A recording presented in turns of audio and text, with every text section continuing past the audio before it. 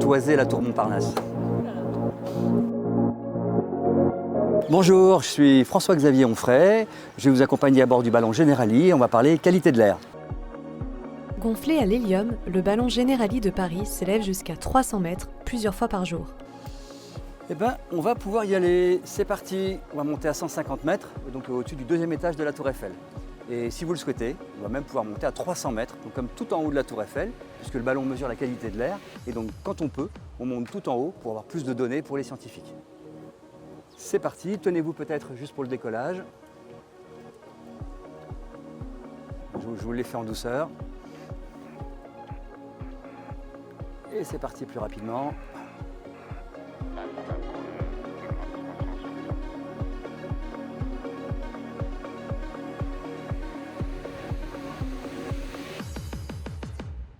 Ce ballon, il est là depuis 1999, à l'origine pour célébrer le passage à l'an 2000. 7/7 H24 et 365 jours par an, il mesure la qualité de l'air, qu'il soit au sol ou en l'air. C'est comme un gros ballon d'anniversaire, des ballons d'enfants, les ballons d'anniversaire qu'on tient par la ficelle, et si on lâche la ficelle qui s'envole, c'est exactement la même chose, sauf qu'il fait 6000 m3, donc un petit peu plus gros. Et puis pour redescendre, on tirera sur le câble, on rembobinera le câble. Voilà, je peux y aller là. Hop.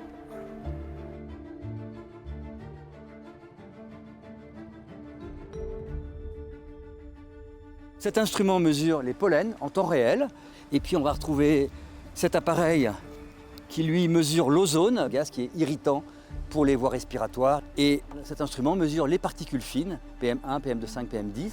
Donc c'est ces particules qui sont très incriminées aujourd'hui dans les problèmes de santé publique, liés aux activités industrielles, aux épandages agricoles et à la circulation automobile, camions, etc. Cette armoire contient des appareils qui mesurent les gaz à effet de serre, principalement, et en ce moment on mesure le CO2, le méthane et bien sûr l'eau qui fait une forme de couvercle sur l'atmosphère terrestre. L'un des intérêts majeurs de cette plateforme de mesure de la qualité de l'air, c'est que ça va permettre de faire du carottage, l'équivalent de ce que l'on fait dans les glaciers ou ce que les géologues font dans la Terre, puisque le ballon est en un même lieu et toutes les secondes, tous les mètres, pour faire simple, on aspire de l'air, les instruments aspirent de l'air et ça va permettre de mieux comprendre la dynamique des phénomènes de pollution.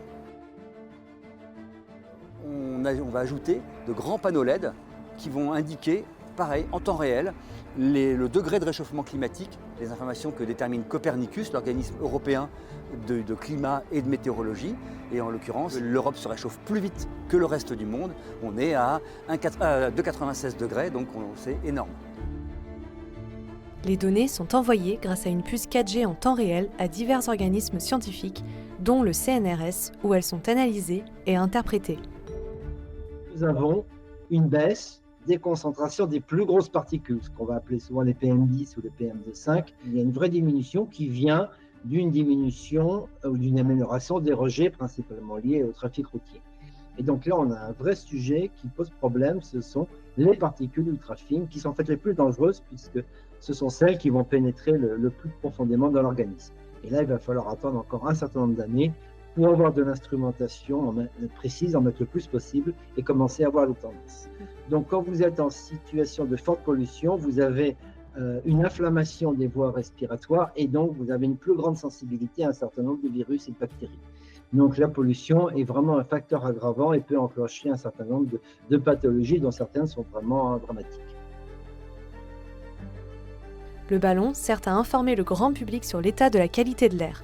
Il se colore alors selon le code couleur d'Airparif, bleu ou vert lorsque la qualité de l'air est bonne, jusqu'au rouge ou magenta lorsque la qualité est mauvaise, voire très mauvaise.